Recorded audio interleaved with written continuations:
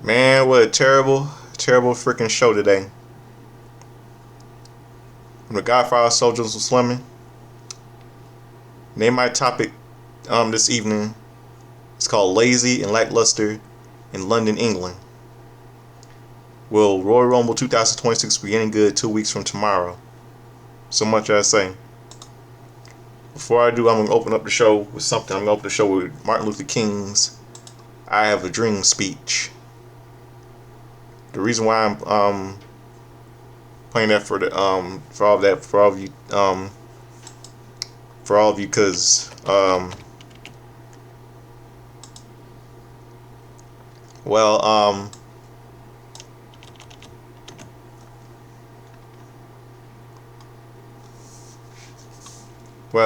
yesterday would have been the happy I can't tell you right now. I'm gonna get to it later in history and birthdays and wrestling and all that stuff, because he would have been,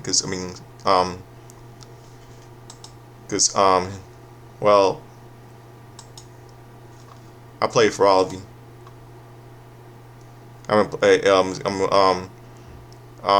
It's called King's Holiday. The same song is called King's Holiday for all of you, because yesterday would be Martin Luther King's I Have a Dream speech, because yesterday, I'm gonna get to like I said, I'm gonna get to the history and birthdays and all that stuff. So let me play Martin Luther King's I Have a Dream speech.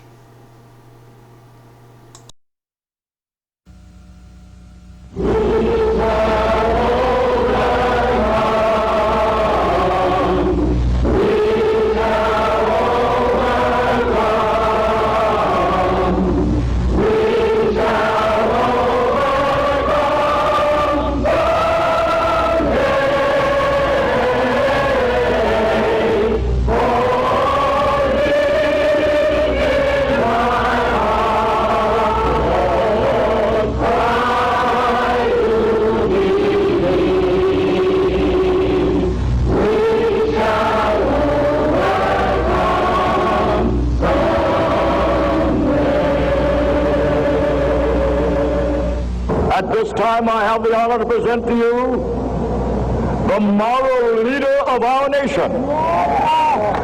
I have the pleasure to present to you Dr. Martin Luther King, Jr.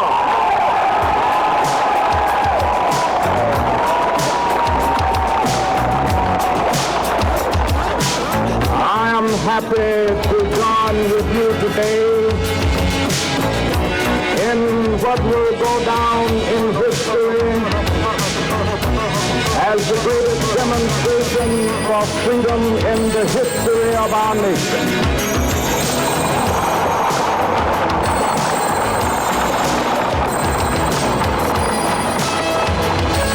Five years ago,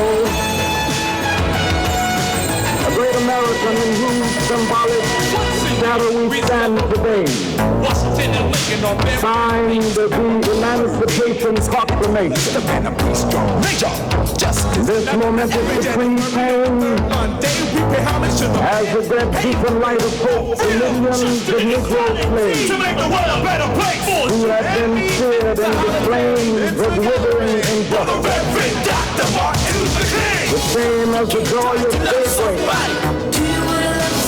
to end the long night of their captivity. But 100 years later, the Negro still is not free. 100 years later, the life of the Negro is still sadly crippled by the manacles of segregation and the chains of discrimination. 100 years later, the Negro lives on a lonely island of poverty in the midst of a vast ocean of material prosperity. 100 years later,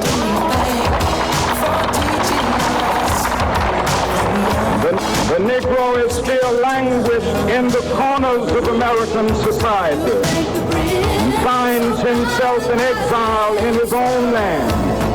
And so So we've come here today to dramatize the shameful condition. In a sense, we've come to our nation's capital to cast a check. And the architects of our republic wrote the magnificent words of the Constitution and the Declaration of Independence. They were signing a promissory note with every American walks the full half. This note was a promise that all men, to find a better way. yes, black men as well as white men, would be guaranteed the unalienable rights of life, liberty, and the pursuit of happiness. It is obvious today that America has defaulted on this promissory note insofar as her citizens of color are concerned. Instead of honoring this sacred obligation, America has given the Negro people a bad check. A check which has come back marked insufficient funds.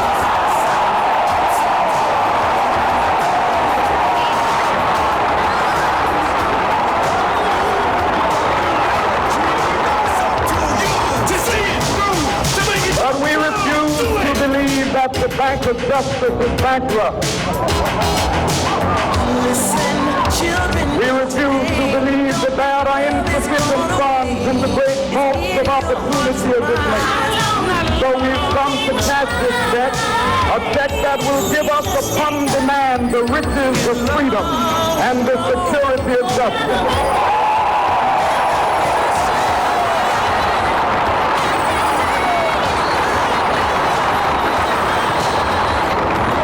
We have also come to this hallowed spot to remind America of the fierce urgency of now. This is no time to engage in the luxury of cooling off or to take the tranquilizing drug of gradualism.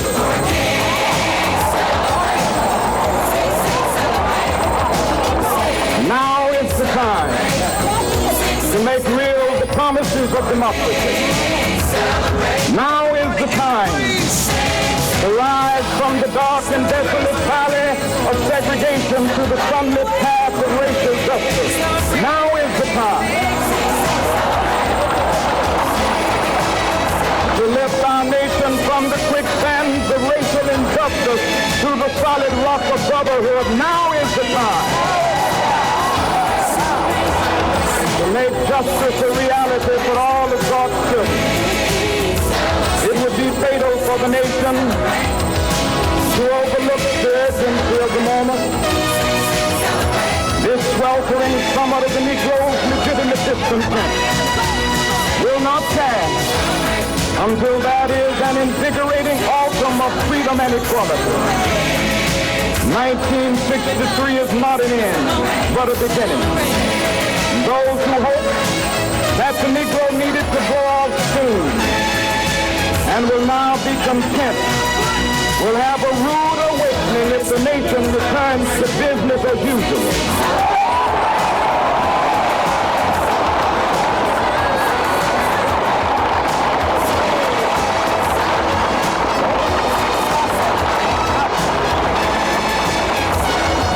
There will be neither rest nor tranquility in America until the Negro is granted his citizenship rights. The whirlwinds of revolt will continue to shake the foundations of our nation until the bright days of justice emerges.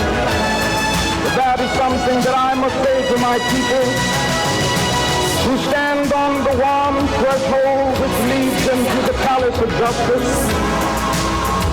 In the process of gaining our rightful place, we must not be guilty of wrongful deeds.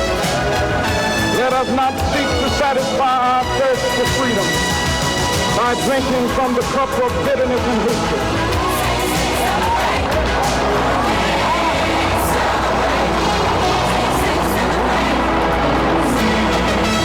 We must forever conduct our struggle on the high plane of dignity and discipline. We must must not allow our creative protest to degenerate into physical violence. Again and again, we must rise to the majestic height of meeting physical force with soul force. The marvelous new militancy which has engulfed the Negro community must not lead us to a distrust of all white people. For many of our white brothers, as evidenced by their presence here today, have come to realize that their destiny is tied up with our destiny.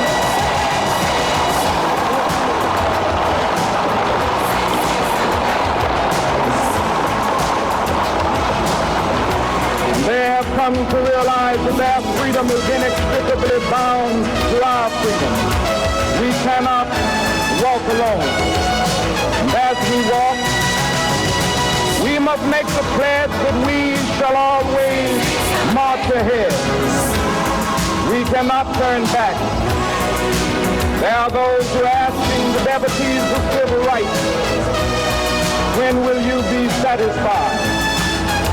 We can never be satisfied as long as the Negro is the victim of the unspeakable horrors of police brutality. We can never be satisfied. Everybody in the place. As long as our body is heavy with the fatigue of travel, cannot gain lodging in the motels of the highways and the hotels of the city.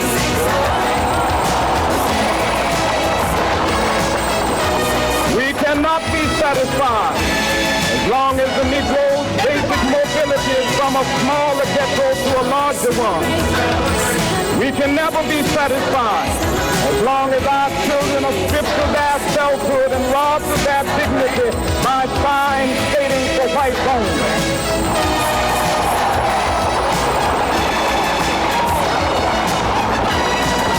We cannot be satisfied as long as a Negro in Mississippi cannot vote and a Negro in New York believes he has nothing for which to vote.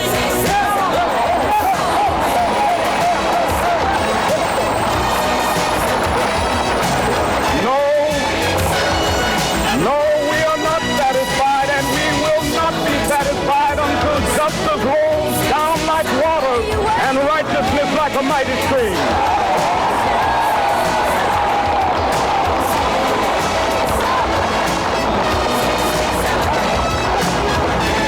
I am not unmindful that some of you have come here out of great trials and tribulations. Some of you have come fresh from narrow jail cells. Some of you have come from areas where your quest for freedom left you battered by the storms of persecution, staggered by the winds of police brutality. You have been the veterans of creative suffering. Continue to work with the faith that unearned suffering is redemptive. Go back to Mississippi. Go back to Alabama. Go back to South Carolina. Go back to Georgia. Go back to Louisiana. Go back to the slums and ghettos of our northern cities, knowing that somehow this situation can and will be changed. Let us not wallow in the valley of despair. I say to you today, my friends,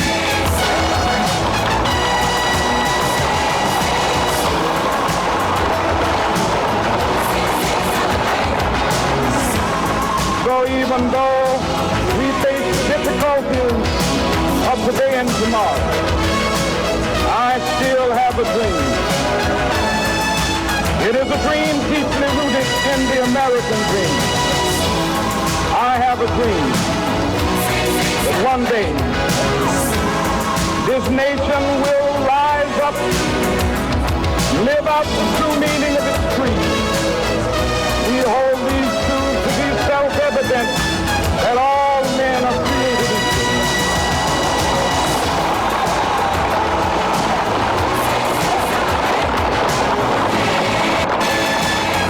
I have a dream that one day on the red hills of Georgia, sons of former slaves and the sons of former slave owners, will they be able to sit brotherhood.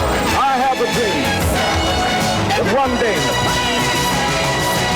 even the state of Mississippi, a state sweltering with the people's injustice, sweltering with the heat of oppression, be transformed into an oasis of freedom and justice. I have a dream. My poor little children one day live in a nation where they will not be judged by the color of their skin, but by the content of their character. I have a dream today.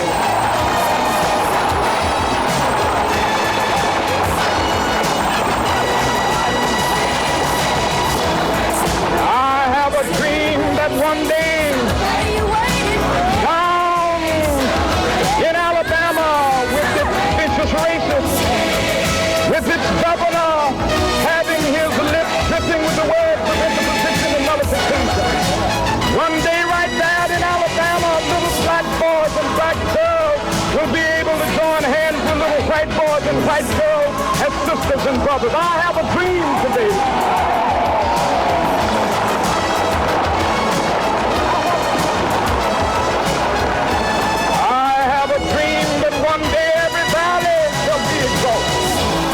Every hill and mountain shall be made low, the rough places will be made plain, and the crooked places will be made straight, and the glory of the Lord shall be revealed, and all flesh shall see it together. This is our hope. This is the faith that I go back to the South with. With this faith, we will be able to hew out of the mountain of despair a stone of hope. With this faith, we will be able to transform the jangling discords of our nation into a beautiful symphony of brotherhood. With this faith, we will be able to work together, to pray together, to struggle together, to go to jail together, to stand up for freedom together, knowing that we will be free one day. This will be the day. This will be the day when all of God's children will be able to sing with new meaning, my country tears of thee. Sweet land of liberty of thee I sing. Land where my fathers died, land of the pilgrim's pride. From every mountainside, let freedom ring. And if America is to be a great nation, this must become true. And so let freedom ring. From the prodigious hilltops of New Hampshire, let freedom ring. From the mighty mountains of New York, let freedom ring. From the heightening Alleghanies of Pennsylvania, let freedom ring. From the snow-capped Rockies of Colorado, let freedom ring. From the curvaceous slopes of California. But not only that, let freedom ring from Stone Mountain of Georgia. Let freedom ring from Lookout Mountain of Tennessee. Let freedom ring from every hill and molehill of Mississippi, from every mountainside. Let freedom ring, and when this happens, and when we allow freedom ring, when we let it ring from every village and every hamlet, from every state and every city, we will be able to speed up that day when all of God's children, black men and white men, Jews and Gentiles, Protestants and Catholics, will be able to join hands and sing in the words of the old Negro spiritual, free at last, free at last, thank God Almighty, we are free at last.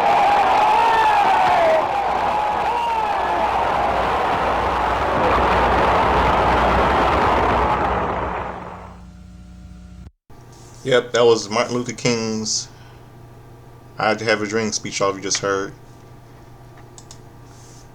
Let's get down to business with tonight's, this evening's terrible show.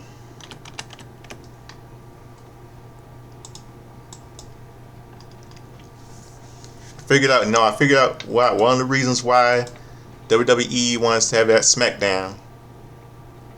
It want to be live in London because they're upset because they want to have it live in London because their obsession with having it in Vegas, because they want to have it in London for this year and not in London and not for WrestleMania, this year's WrestleMania, because they want to have it in Vegas again, which is stupid. Because they want to have it have this little stupid little Saudi Arabian thing deal, which is stupid. And all you fans are too blind to see it. Let's get down to tonight's terrible show. WWE, Then Now Together Forever. Then Now Forever Together opens it. It should be called Then Now Forever Together. And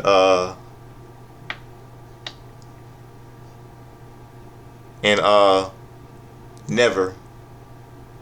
Yeah, Never.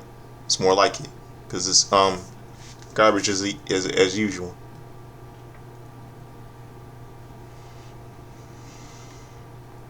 Okay.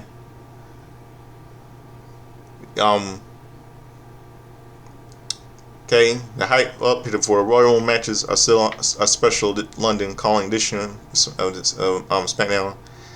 So here we go. Superstars arriving. Competitors for the upcoming qualifying matches to see who faces off at Saturday night's main event for the right to challenge Drew McIntyre for the undisputed World Wrestling Entertainment Championship at the Royal Rumble 2026. We head back to ringside as Corey Graves is on the call alongside Joe Tessitore tonight. Wade Barrett, missing from the desk in London, England, feels like he's enjoying a rare week off or be doing something else tonight. Time will tell. Video package highlights from last week's 3 Stages of Hell match, which saw Drew McIntyre come out of Berlin with the undisputed WWE Championship ultimately. Hold on a second. Sorry about that, everybody. Just got a little phone call, and okay, now okay, I'm changing now changing to for all of you now. I'm just told that I'm to change my headline now, so I'm changing it to lazy and lackluster and laughable. Lazy, lackluster, and laughable in London, England. Will Royal Rumble 2026 will be any good 2 weeks from tomorrow? That's my headline. Okay. So I was saying, see where I was. Yeah, video package highlights from last week's 3 Stages of Hell match, which saw Drew McIntyre come out of Berlin with the undisputed WWE Championship after the ultimate involvement of the returning Jacob Fatu, who screwed Cody.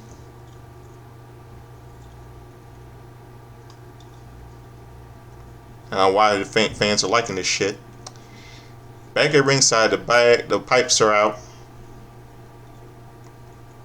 to usher in the arrival of the new undisputed World Wrestling Entertainment Champion, the Scottish prick, Drew McIntyre. Huge pop for Drew McIntyre, and it was real stupid. I mean, I don't really care. As he shows off the title on his way down the ramp, he soaks in the oration on his way to the ring, even posing with some of the fans in the front row before stepping through the ropes. Oh, Drew McIntyre chants have been ringing out this whole time, and it seems that some swears as mixed as we get muted audio here and there. Drew has a mic, and the first thing he says, and it's a good thing I muted this shit. Drew Mac has a mic, and the first thing he says is, "I prayed for this, and it happened." And the crowd chants, "You deserve it," and who cares? Who cares? But cares. We all know Scotland is part of the UK territory. Fans chant, "You deserve it," chant, "You deserve a chance from the crowd. You deserve it."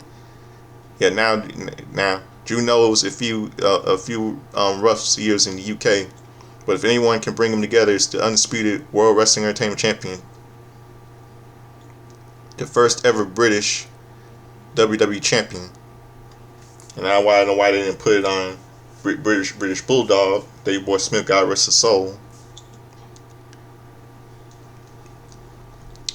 Another Drew chant from the crowd as Drew shouts his appreciation for all the love he's gotten before saying, "Screw you to them all." Wow. Wow. He says he's not doing the bad guy wrestler bit. Seriously, screw you. Where were you when I was fired? Where were you when CM Punk kept screwing me? We were all cheering for him and yeeting with Jey Uso. When you and his crooked rest screwed me, where were you? Yeah, wow, really, Drew? We're gonna blame all the fans? You didn't screw. If no one did that, you don't screwed yourself. So why don't you just shut up? Get out of WWE. I mean, you're old news. This is 2026, not 2021. The crowd gets riled up and as they chant CM Punk and yeet, while Drew says the only person he's going to thank is himself. If you want to chant anything, chant "Thank you, Drew." This gets some chants from the crowd as Drew continues, saying that he's gone over the contract and since the Americans can't read, he'll tell Cody what it says. There will be no rematch. Cody has to start from scratch like everyone else. The era of the vanilla QB1 is over, and the predictable, dangerous Drew era begins tonight.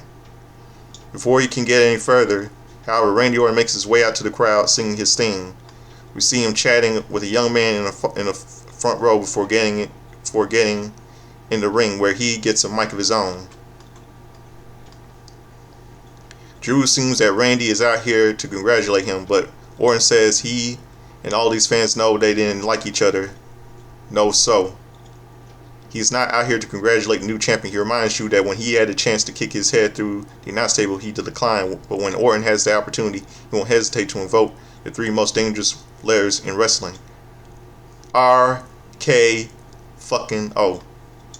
Curiously, out next is Jacob Fatu, the man who screwed Cody last week, who confronts the new champion. He shoves Drew, and that sends the champ through the ropes and to the outside as Randy looks on with a smile.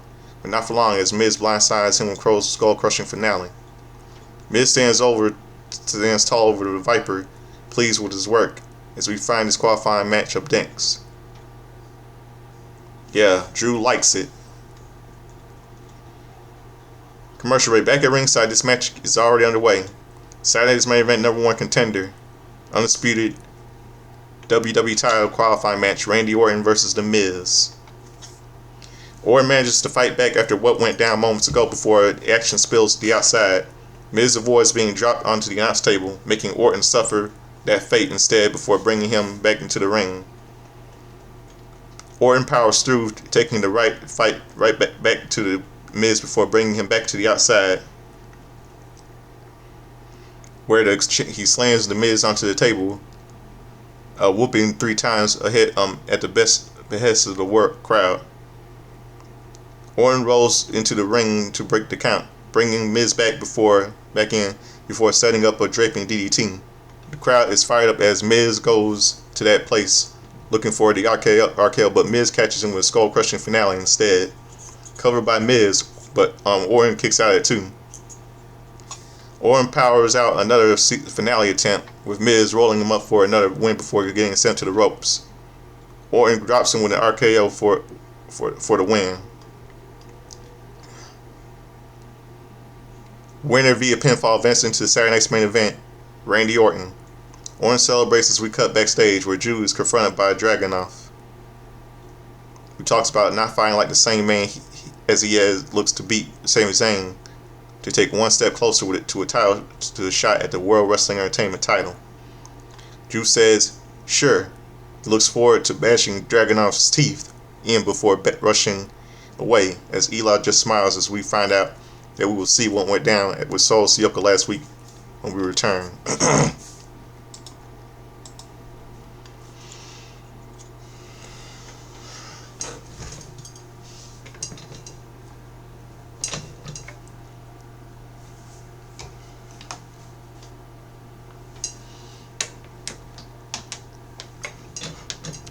Commercial break. We gotta look into Solo Sikoa stealing the lantern of Uncle Howley last week. A moment obviously meant to be presented to you by Progressive Insurance. Can I insure a lantern? I don't know. Sorry. We cut to a vignette from the Y6 as Uncle Howard talks about its purpose. They won't rest until that returns to its proper home.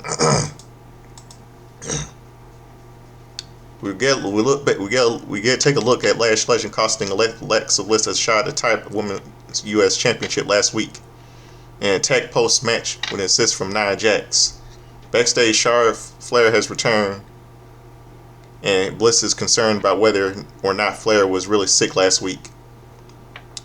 Charlotte talks about the title opportunity she turned down for the sake of the team, but the pair reconcile before Bliss walks away. Flair looks to warm up some more before Nia Jax and Lash Legend show up to talk about Alexa's attitude being typical. Flair won't have any of it, refusing to listen to their unsolicited advice before walking off.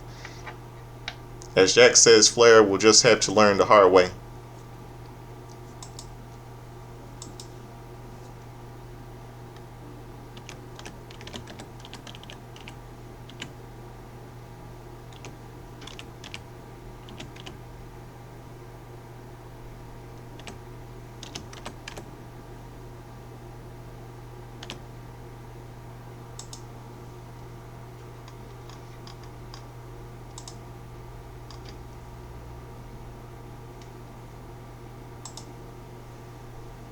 Back at ringside, Julia and Kiana James make their way out as they face Alexa Bliss and Charlotte Flair up next.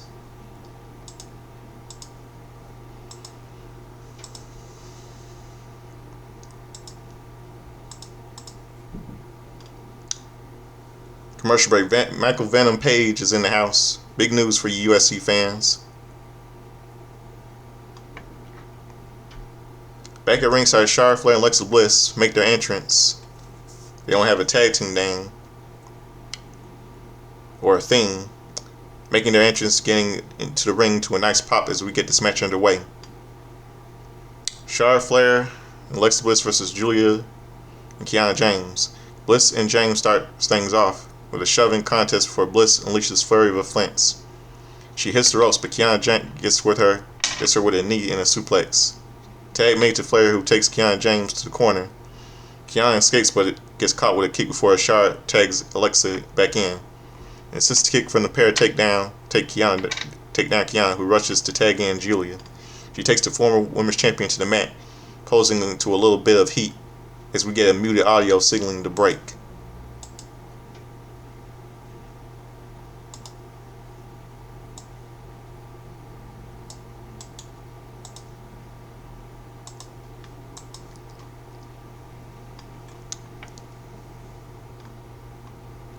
Tag made to Kiana, who wears Bliss down with some more before tagging Julia right back in.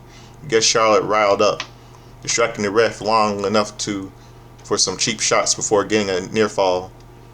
Tag made to James, but Bliss takes her down for a 2 count of her own, only for James to stop her from making the tag, driving her into the opposite corner. Tag to Julia for a missile dropkick and a near fall and a slightly awkward cover as Charlotte starts to intervene, but it doesn't break it up as we come back from break.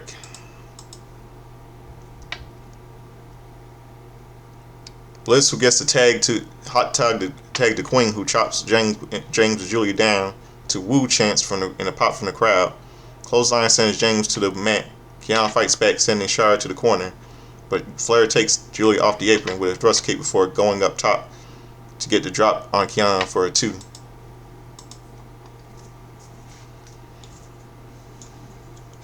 Flair heads back to the corner but is distracted by Julia, and this allows James to pull Charlotte's leg from under her, setting up for a spine buster. Tag made to Julia, and James pulls Bliss off the apron as Julia takes Flair to the ropes. Charlotte fires back until James tags herself in, hitting the ropes, but Bliss tags herself in as well and intercepts Kiana with his sister Abigail for the win. Winners via pinfall, Charlotte Flair and Alexa Bliss.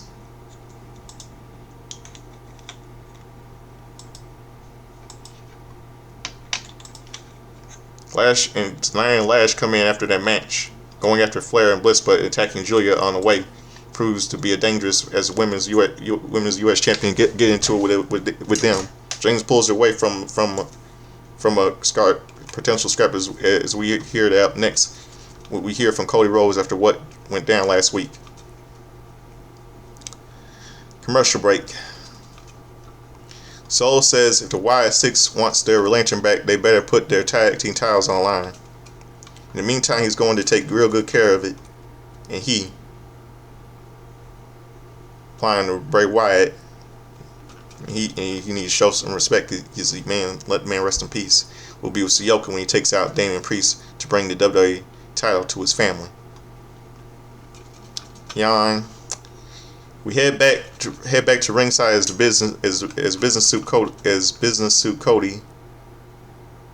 As the American Nightmare Cody Rhodes makes his entrance to a big pop. He shows his appreciation to the fans in the front row on his way down the ramp, entering the ring as the crowd sings along with his theme.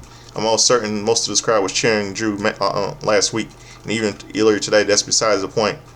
That's besides the point as Rhodes gets a microphone. Cody Rhodes chant from the crowd, though it's mixed in with some booing Cody as he acknowledges how different this direction is this week. He talks about his usual routine, how he asks what they want to talk about. This gets boos and an old Drew McIntyre chant from the crowd. Don't worry, he's going to address the World Wrestling Entertainment Champion, Drew McIntyre. He says he wasn't just the company's champion. He was just your champion. And this gets boos, as he says he didn't want them to be spectators, but participants. He says he didn't want things to be so episodic, or dare he say predictable. For asking Drew, is that just good? This gets cheers from another chant.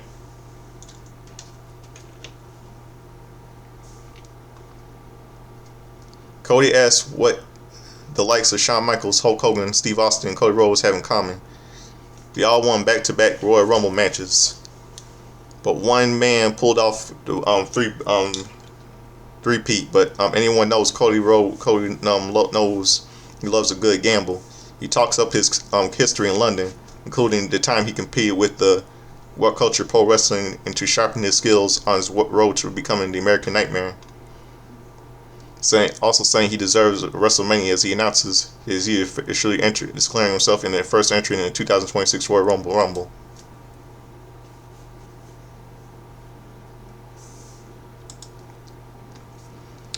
Big pop turning this crowd around as he turns his focus to Jacob Fatu. He saw Fatu compete in APW and wrestle Sol Sioka, and he knows he's a young veteran. But he's a young veteran who knows what his receipt is. He's got one for Fatu. With that, he head to backstage. We hear from Matt Cardona. He was looking forward to wrestling his buddy for the title, but he has some history with Drew, as well as he notes that Drew McIntyre's first World WWE match was against him. Like Drew, Matt had to leave WWE to find himself. Now that he's back, he's looking to prove himself by winning the World Wrestling Entertainment Championship. Yeah, yeah. It's sharp, yeah. That slut, Chelsea Green's husband. We head to the back as Trick Williams makes his entrance. He faces Matt Cardona for a #1 contenders qualifying match up next. Commercial break. Commentary heights of the podcast network before we head back to ringside where Matt Cardona makes his entrance to get this match underway. Saturday's main event, #1 contender, undisputed WWE title qualifying match, Matt Cardona versus Trick Williams. Cardona goes after Williams to start, but is sent to the corner where Trick takes control. Matt fires back, sending Trick across the ring, only be dropped with a hip toss by the former NXT champion. Williams hits the ropes, but is tripped by Cardona, who sends him to the outside for a drop kick through the ropes. Dive sends Trick to the floor as we fade to black for a break. Cardona brings Williams back into the ring, but Trick leaves once again for a breather. Matt grabs him by the hair and Trick makes him pay, bringing the former Zack Ryder back out before slamming him against the barricade to the end of the apron. He brings Cardona back in, sending him to the corner for some right hands. He continues the attack, driving Matt into the rope for some more damage before the ref intervenes. Williams sends Cardona into the corner and connects with a neck breaker as we fade out of break. Williams continues with some mounted punches on Canavas, followed by a chin lock and that the spirit of Davey Boy Smith smiles upon. God rest his soul. Cardona breaks free, but gets caught with a kick by Trick and only the former TNA World Champion to take DET to the Canavas by Matt.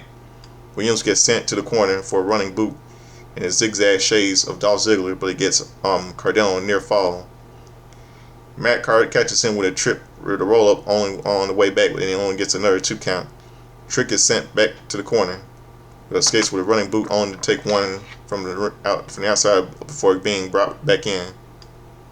Trick brings Matt in the hard way and lands a trick kick cover for Cardona to manage to kick out at 2. Matt looking for a Rough Rider to no avail, and Trick dodges the former Intercontinental Champion before landing a pounce that sends Cardona into the ropes. Cardona looks to break for it in the corner, but gets caught with a trick shot that gets Williams to win to the events. Winner via pinfall advances in Saturday's main event, Trick Williams. Trick celebrates on the outside, but is cut off by the arrival of Kit Wilson to a big pop. The two stare at each other down before Wilson turns his attention to Cardona, attacking him while the crowd pops. Backstage, we hear from Damian Priest as he talks about needing to get past Drew for the undisputed WWE Championship. He faces Solo Sikoa up next. As Priest walks away, we head to a commercial. No commercial break. We return to the ring where Kit Wilson is in the middle of the ring of his promo saying, "We all need a solution. They all need him." He calls himself Tonic for toxic masculinity, but he is interrupted by Jacob Fatu, who nails him with a super kick. Jacob beats him up before sending Wilson out of the ring. He demands a microphone as he calls out Cody, saying if he has something to say to him, get out here right now. Sure enough, Cody makes his way out, sands his suit, and makes a beeline for the ring. He charges at Fatu, and the two go at it until security rushes down to intervene. We see Nick Aldis in the ring as well, and Cody rushes to get over to another kick lick on Fatu as we go to another commercial again. Okay, all right. Commercial break. We get a look back at what happened moments ago, and Cody Rhodes taking out Jacob Fatu is made official for Saturday's main event next weekend.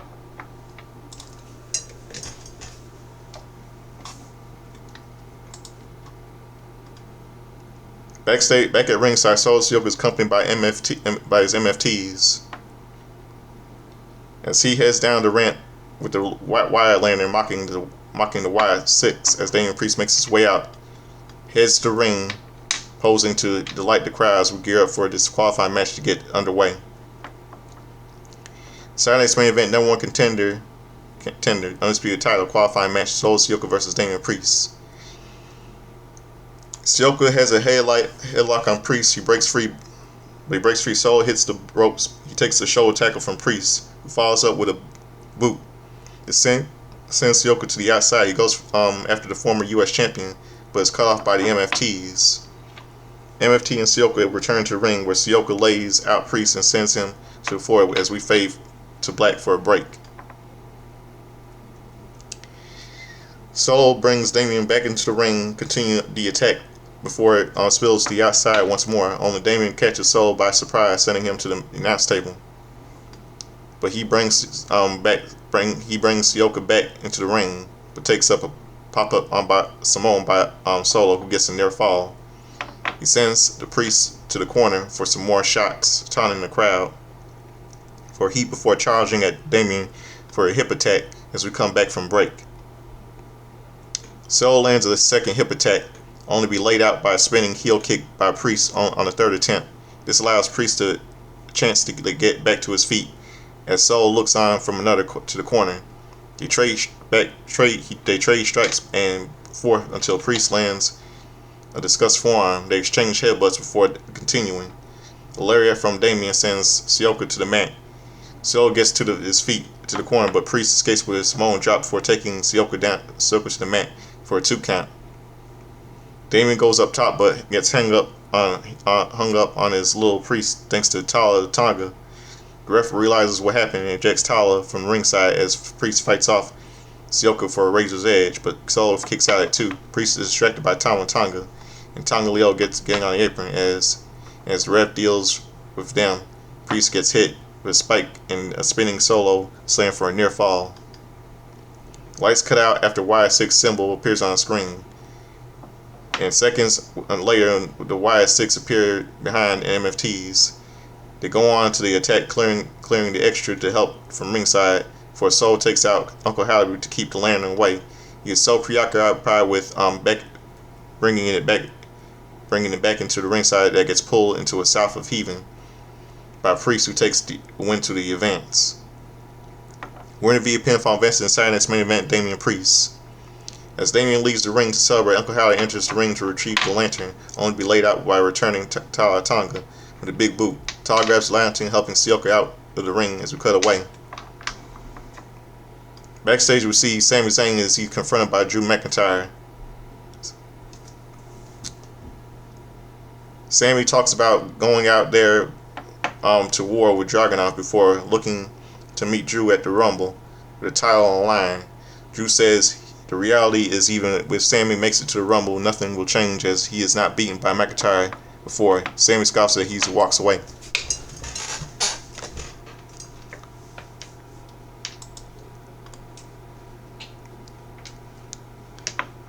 We get some hype up for Sami Zayn taking on Eli Dragunov later tonight and is in an upcoming match between Jordan Grace and Chelsea Green. Chelsea Green!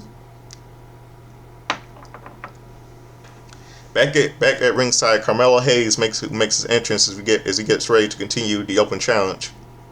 Who will step up and face him Drew McIntyre who step up and face him for the undisputed United States Championship. We find out when we return from the break. Back at ringside, Carmelo Hayes makes his entrance as we get ready to continue the open challenge. Who will step up and face him for the United States Championship? Yeah, who? We'll find out when we return from the break. And we get a little look at the upcoming second season of WWE Real with a focus on the dynamic between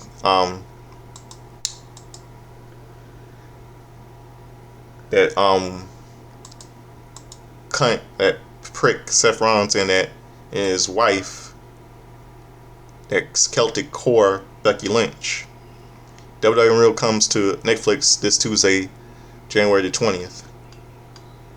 Back at ringside, Carmelo Hayes awaits the arrival of his next challenger for the U.S. Championship and TNA X Division Champion Leon Slater, reminding us that indeed he is actually competing this week, and all of this the mess about him missing Impact this week. I don't know why they had to bring it up on WWE television. They needed television. No. Anyway, Slater makes his way out to the ring to a nice pop. Yeah, Leon Slater.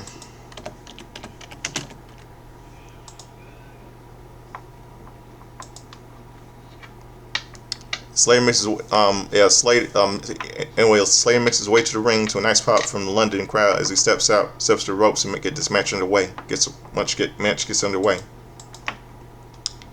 United States Championship Open Challenge. Carmelo Hayes defends against TNA X Division Champion Leon Slater. The two lock up, trading offense before they get to each other, get each to a near fall over the other. Crowd chanting for Slater as Hayes gets on the attack, sending Leon to the corner, but the X Division champion fires back with a chop of his own. He sends Hayes to the ropes, but the champ leaps over his back to a break.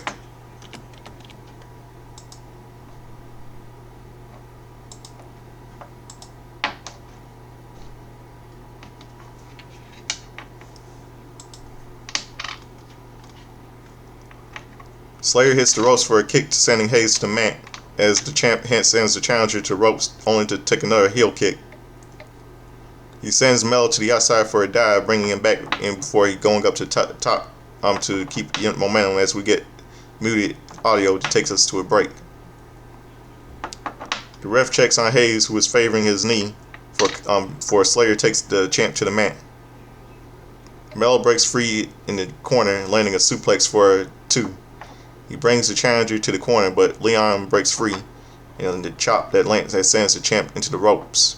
Mello fights back, but is still favoring his knee as he looks for a suplex that Slayer blocks. Slayer sends him to the corner, getting a near fall in the process. He brings Hayes back to his feet, but is sent to the ropes. Where they each block the other's attack before Slater sends the champ to the canvas with a springboard splash fly as we return from break. Both men make it to their feet to trade strikes, with Hayes being sent to the ropes hard. Slayer lands a boot to the champ's face, but Mello responds with a head scissors cutter for a closed 2 count. Slater is back up and he takes the fight to the champ, counting a first 48 into a half crab before Mello breaks free. But X Division champion lands a slide kick to another kick to pick up another 2 count.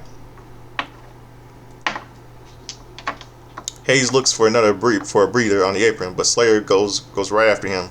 He dodges a charge on the ropes by Hayes, catching the U.S. champion with a leg drop across the back. But Hayes fights back, and this leads to both men getting a near fall. Slayer catches the champ by surprise and nearly getting a 3 before Mello kicks out. Mello leaves the ring for another breather, only for Leon to dive over the ring post to get the drop on him. He brings Hayes back into the ring, going for another Swanton 450 splash, but he rolls away. First 48 connects, and Mello makes the cover. But the challenger narrowly kicks out. Hayes heads to the corner, but is intercepted by Slater on the turnbuckle, only to avalanche a cutter by the champ, who gets the pin and the win to retain.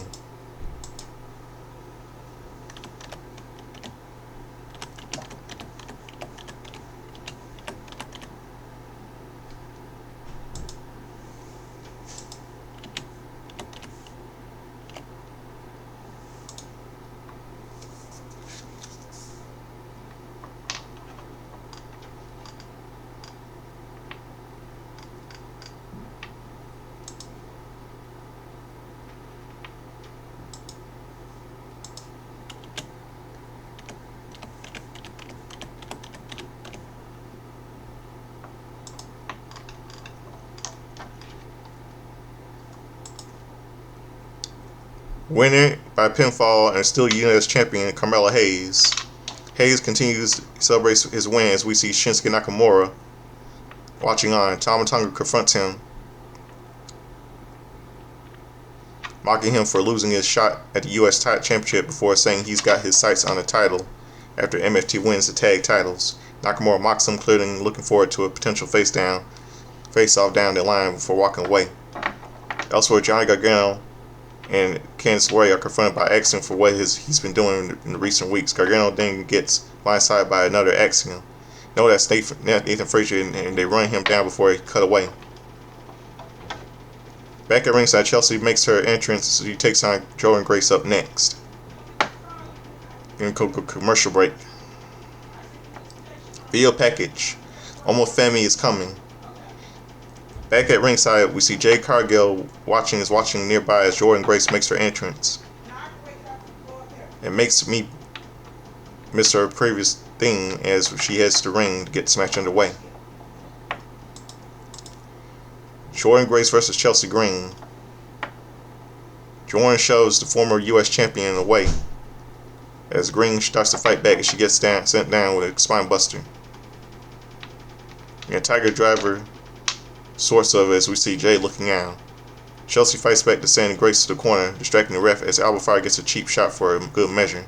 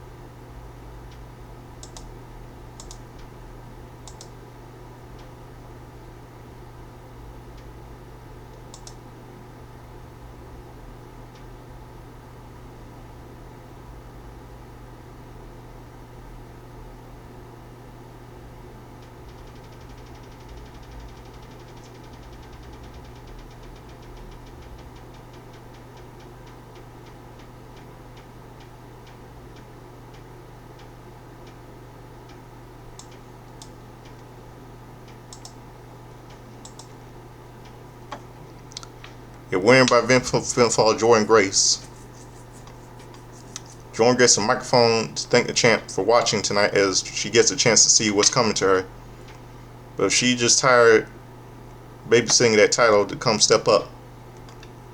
This riles up Jay as she steps up onto the champ apron to confront Jace.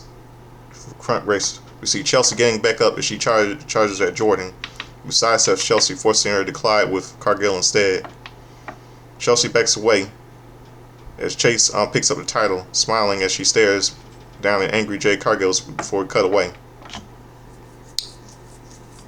Backstage, Trick Williams talks about the fatal four-way at Saturday Night's Main Event before he is interrupted by Damian Priest, who says the two of them are free next Friday for challenging him to a match for Saturday Night's Main for Smackdown. With that, we head to ringside for our main event. It's been 30 minutes. We all know it's been 30 minutes left in the show, and I have to see how WWE. I don't know how WWE does this stupid shit. Eli Dragunov makes his entrance as he set to face Sami Zayn, and that match is coming up next. We're going to go to commercial break. Next week on Smackdown, the Women's Tag Team Championship No. 1 Contenders Triple Threat match. Julie and Keon James versus Lex Bliss and Charlotte Flair versus Nia, Mahal, Jax, and Lash Legend. WWE Tag Team Championship Wyatt 6 defend against MFTs and Trick Williams versus Damian Priest. Back at ringside, Sami Zayn makes his entrance to get this match underway. Saturday's main event, No. 1 Contender, WWE Undisputed Championship qualifying match. Sami Zayn versus Eli Dragunov. The two straight strikes at the outset, with Dragunov taking control of this rematch from their fight over the United States Championship months ago. Dragunov takes Zayn to the mat hard, but it's Sami who gets a set of mere falls. When he catches Eli by surprise, Dragunov gets back to his feet, taking Zayn on a ride with a German suplex before Sami responds with one of his own. Standing switches led to Dragunov taking Sami back down with another near German suplex, and heads down to the corner only for Zayn to intervene. They fight out until Sami connects with a superplex that sends both men to the canvas as we get immediate audio for a break.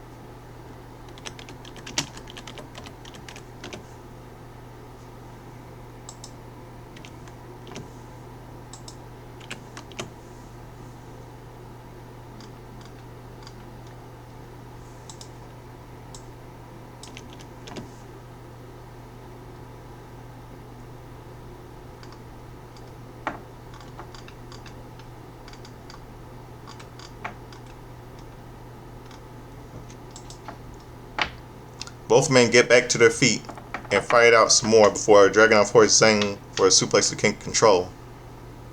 My feed decides that it's now the time to buffer like it's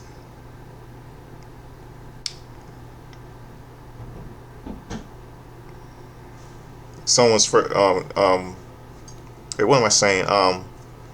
Take control. Where it finally returns to see Zayn. It finally returns to see Zayn taking the fight back to Dragunov with some stomps. When he tries to get to the corner, Sami is stopped by Dragunov grabbing his ankle. Sami fights him off as I can hear the ref counting down the time remaining to get us back from the break.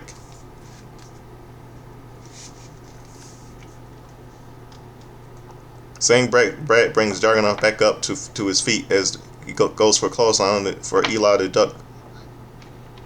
For Eli to duck under for one of his own. He goes up top and hits a double leg drop on Zayn, but it's only good for a 2 count. He sets up for an H-bomb, but takes a boot to the face by Sami. Dragunov blocks an exploder, sends Sami to the corner, where he lands on a pair of clotheslines.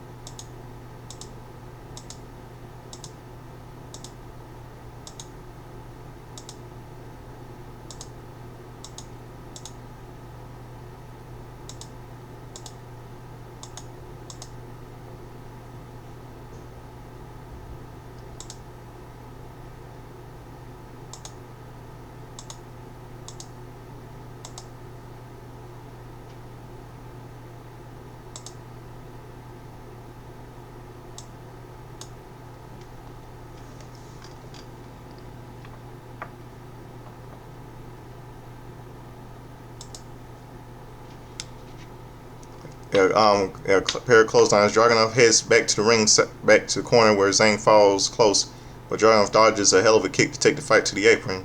He brings Sammy up to his shoulders, but what happens next is the last time as my show well, never mind. Well, what happens next is my last time as my feed once again says, gotta wait, mister. Gotta find out that Zayn breaks free of it, but instead takes the torpedo mascot that drops him to the floor. Both men are down as the ref begins to count, and Dragunov is closely followed by Zayn just in the nick of time. Big powerbomb by Dragunov, but only gets a 2, as Sammy sets up a hell of a kick for the win.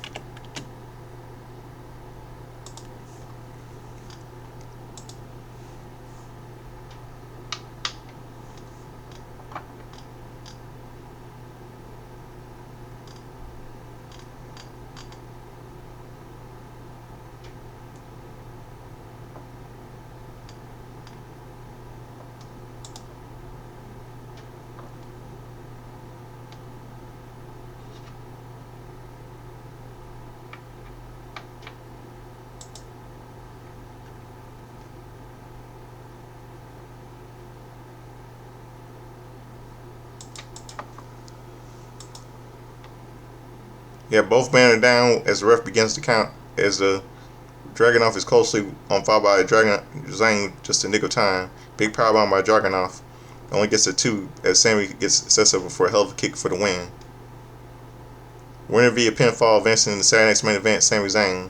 We get a graphic confirming the fatal 4-way for Saturday Night's Main Event, but it doesn't last long to celebrate as Trick Williams blindsides him for a cheap shot. He mocked Zayn as he stands tall to bring Smackdown to a close. Quick results: Saturday Night's Main Event #1 contender qualifying match. Randy Orton defeated Smackdown to a close. Man, this is a terrible show today. I mean,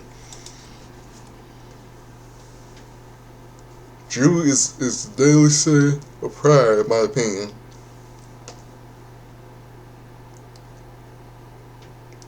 I say this is gonna be a bad Royal Rumble 1 week for tomorrow. And Saturday Night's Main Event is gonna look like just shitty. Bad show this evening. Terrible show this evening in London. Somehow somebody's gonna fail trying to get that title off of Drew McIntyre. Now just terrible. Well, that's it. All I got to do for my for everything that I know it's time for. Time for my wrestling history and birthdays.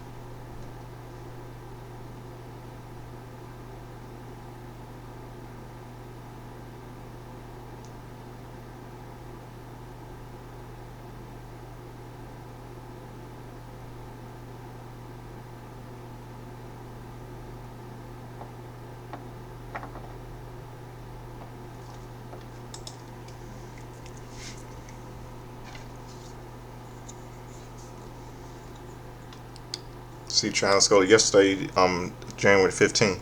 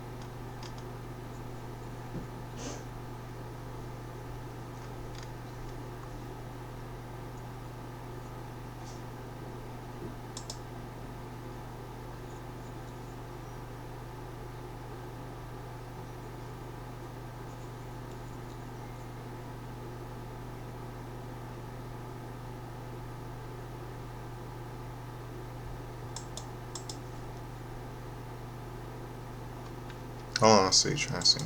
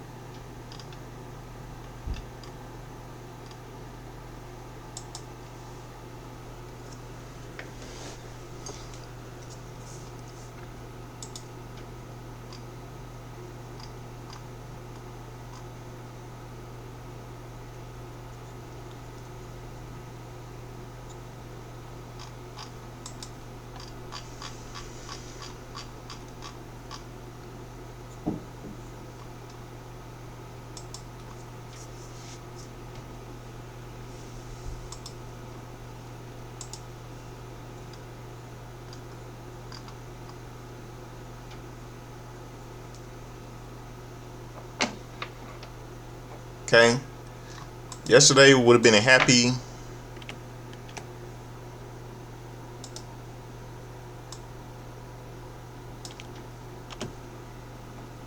Yesterday would have been happy. Let's see. 97th birthday to some of you might know is the a civil rights activist and Baptist minister, Martin Luther King, legendary Martin Luther King Jr. His birthday, yeah, he would have been 97 yesterday. God rest his soul. All of you heard me playing his "I Dream Have a Dream" speech, opening my show. Kathy Kelly turned.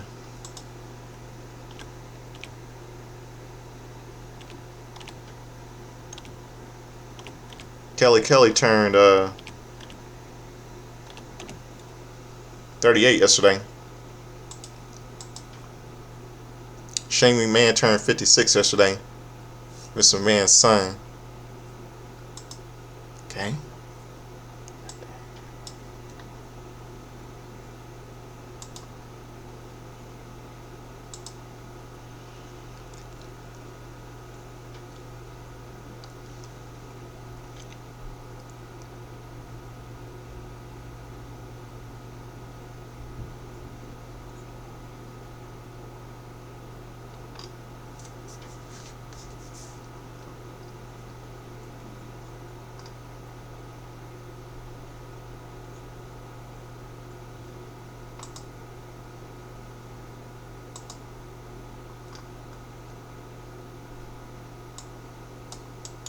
See what else.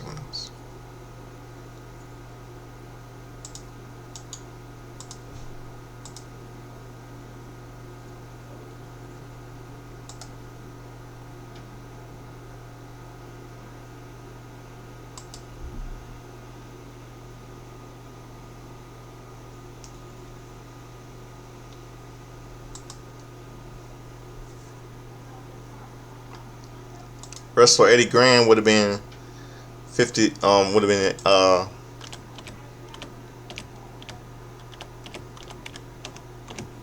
96 yesterday.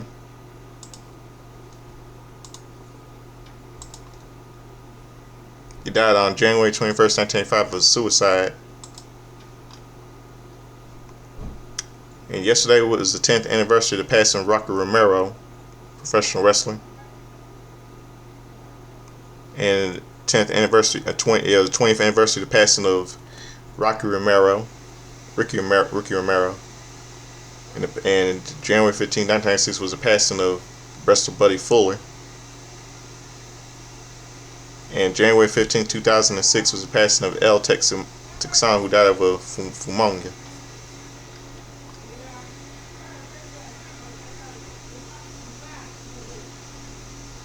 Tommy Gilbert would have been 86. Would have been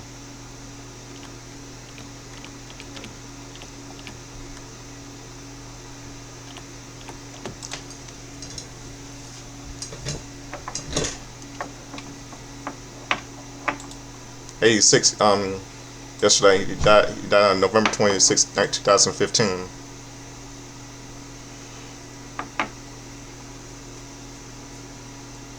Ranger Ross would have been 71 yesterday. Ranger Ross is turned 71 yesterday. WCW wrestling.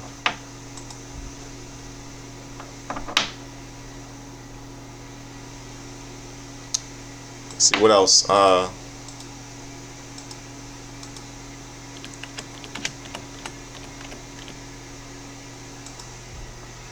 WCW Prime, Big Bro Rogers defeated Dave Sullivan. And on the Monday Night Wars between WWE Monday Night Raw and WWE WCW Monday Nitro,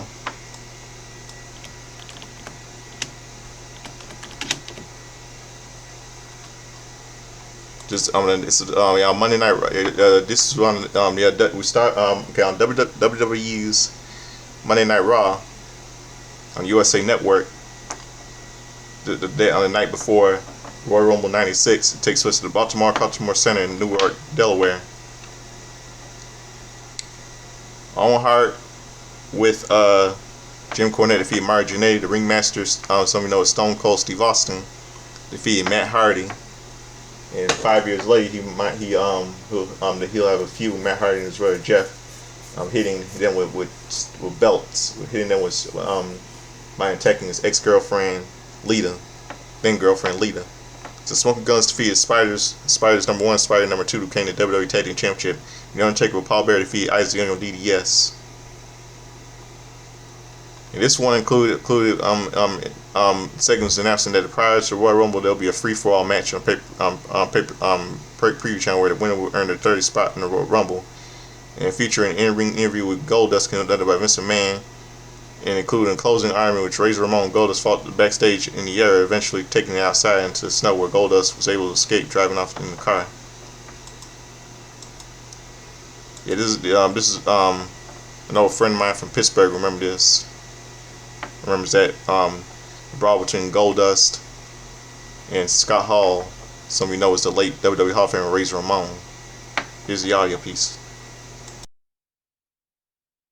Goldust this Sunday, Razor Ramon. Then the following night, Monday, right here on Raw, the Hitman Bret Hart. Heart? I have no heart. You remember, Hollywood is a place where hearts... Oh no! Oh! Razor! You better get some help! What? Razor! Oh, Robert Goldust! Oh no! Razor's lost it!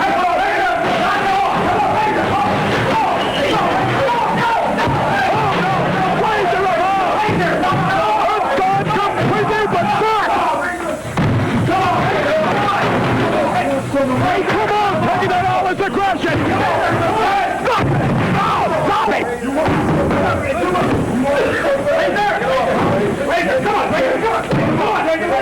Oh no! Goldust has paid Razor a shot to the groin! We'll be right back with more of this. Stay with us! realize we did it for almost an hour? Now that's raw. You want to talk about Raw? Yeah, McMahon, I want to see the replay. I want to see what happened between Razor Ramon and Goldust. We're taking another look at it. Unbelievable.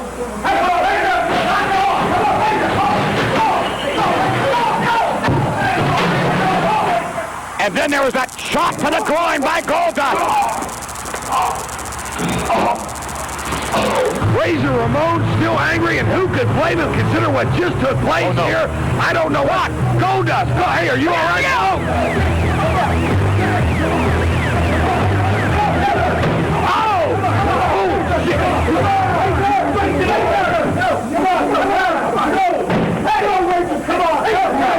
Razor's gone mad.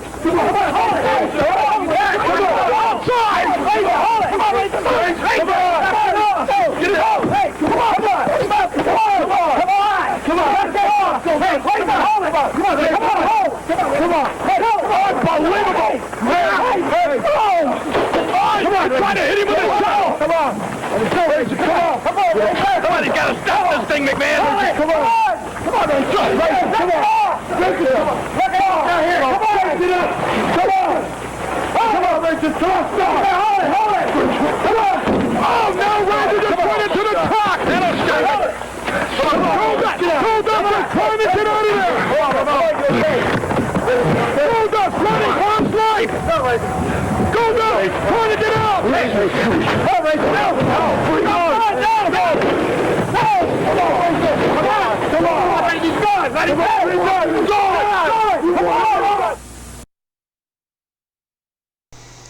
Yep, that was from Monday Night Raw, January 15th, 1996, where he attacks, where Razor Ramon Scott Hall attacks Goldust. Then on WCW's Monday Nitro, same night,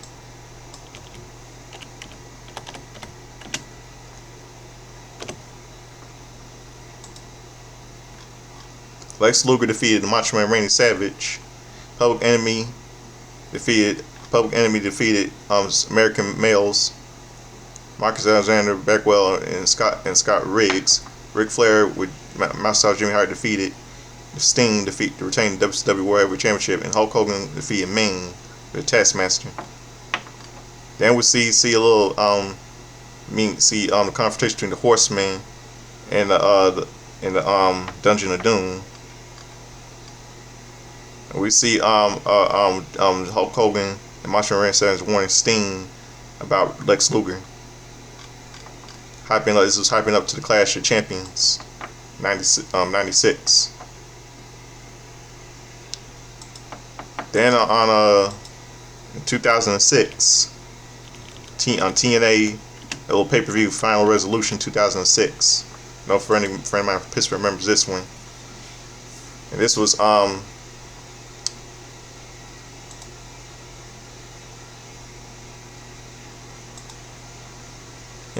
pre-show match. Team Canada A1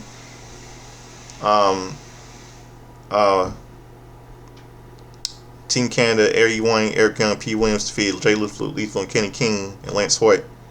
Landing American Exchange defeated the Naturals, Andy Douglas and Chase Stevens. Alex Shea, Austin Aries, and Roger Strong defeated Chris Sabin, Matt Bentley, and Sanjay Dutt with Tracy in an X Division 6-man tag team match. Yeah, the American Exchange and Naturals were a tag team match. And I mentioned X Division 6-man tag team match. Alex Shea, Austin Aries, and Roger Strong defeated Chris Sabin, Matt Bentley, and Sanjay Dutt with Tracy. In a tag team match, the James Gang, some of you know as New Age Outlaws, BG James, aka Mr. Ass, Billy Gunn, Kip James, some of you know as the Road Dogg, Jesse James defeated Diamonds in the Rough, David Young, Eagle Skipper, Simon Diamond, tag team match. AJ Styles defeated Hiroshi Tanahashi. Sean Waltman, aka X-Pac, 1-2-3 Kid defeated Raven. In no DQ match, since Waltman won, Raven was fired for TNA kayfabe. If Raven won, the world would have won a future match for TNA NWA World Heavyweight Championship. Bobby Roode coach Tommorrow defeated Ron Killings. Abyss was father James Mitchell defeated Rhino. America's Most Wanted Chris Harris and James Storm. Gail Kim defeated Team 3D. Brother Devon and Brother Wade, and there was interference with Team Canada for a tag team match for NWA World Tag Team Championship. Samoa Joe defeated Christopher Daniels by technical knockout in a singles match for NXT for TNA X Division Championship. And Christian Cage and Sting defeated Jeff Jarrett and Monty Brown with Gail Kim. And this was Sting's TNA debut. And we see Conan confronting R-Truth, Ron True Killings, and BG James still wants to get his hands on Conan for what he did to his father. And then Kip James came out for help, and then R-Truth left the ring without helping him because he doesn't want any part of this issue between BG and Conan, because they go back to 3LK, 3 Live Crew. And the show ends, and now at Pop Culture 2016, a couple of movies were released in theaters. January 15, 2006. 13 Hours, The Secret of the Soldiers of Benghazi, starring James Badgedale and John Krasinski, was released. Norm of the North, starring Rob Schneider and Heather Graham, was released. A little animated adventure comedy, and voiced by Ken John Colmeen, Loretta Vine, Enrique Gabriel Iglesias, a comedian. The Benefactor, starring Richard Gere, Dakota Fanning, Theo James, was released. And Ride Along 2, sequel to 2014's Ride Along, starring with Ice Cube and Kevin Hart reprising the roles, and the supporting cast in this movie includes Benjamin Bratt and Olivia Munn. It's Tika Sumpter reprising the role too. The movie is also.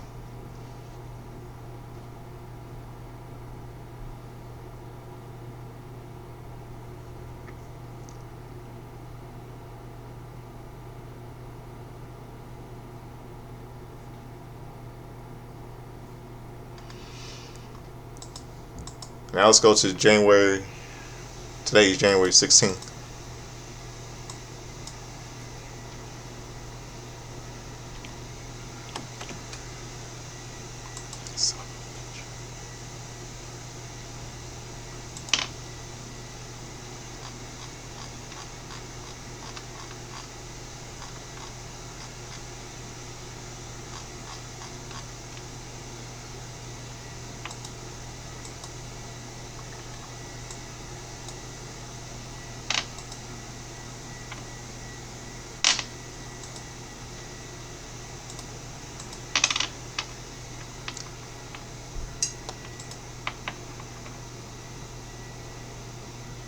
In 2006,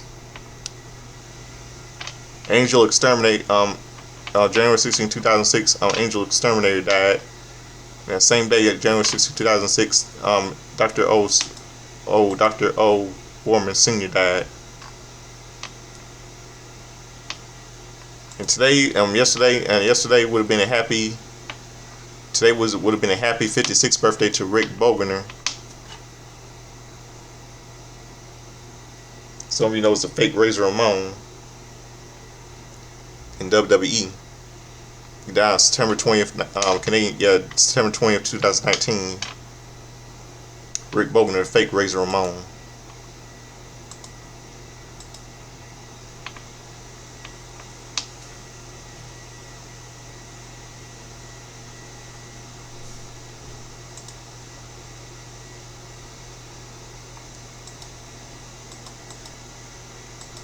Sir Oliver Humperdinck.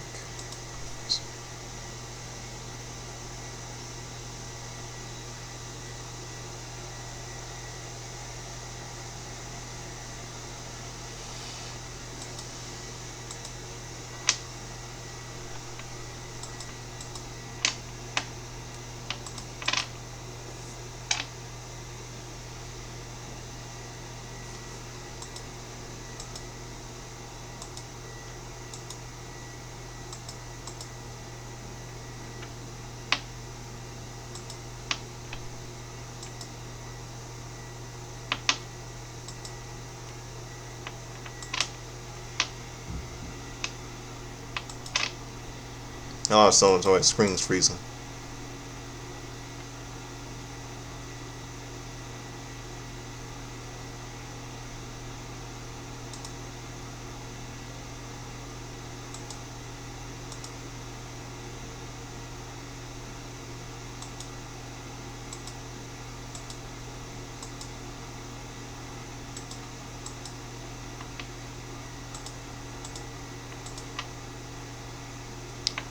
Yeah, yesterday would have been happy birthday to Sir Oliver Humperdinck. He died of cancer. He would have been. I mean today. I mean sorry. So he would have been 77 today. Sir Oliver Humperdinck, pro wrestler and manager. He was born in Minneapolis, Minnesota. Now today's pop culture history. Wrestling on this day on ECW Hardcore TV.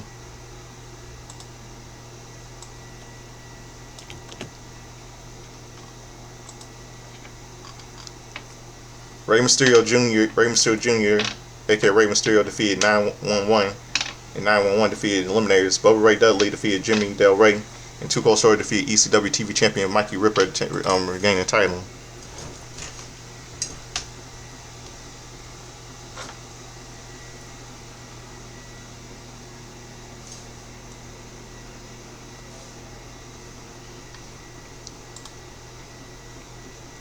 Now on Monday Night Raw, this day on 2006.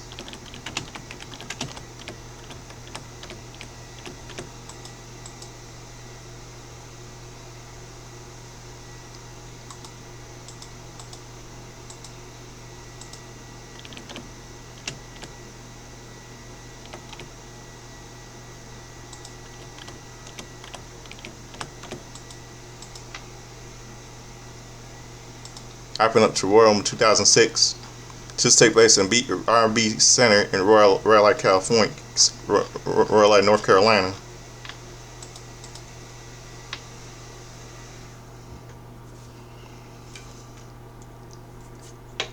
Shawn Michaels defeated Kurt Angle with Daivari. Chris Masters defeated John Cena in Master Lock Challenge. Candice Michelle Victoria and Tori Wilson defeated Chris Josh and Mickie James. Ashley Massaro, Shelton Benjamin defeated The Big Show by countout. Edge with Lita defeated Ric Flair. And tables, ladders, and chairs match retained the WWE Championship. And this was Kurt Angle's last appearance on Raw, because going to SmackDown as a competitor. And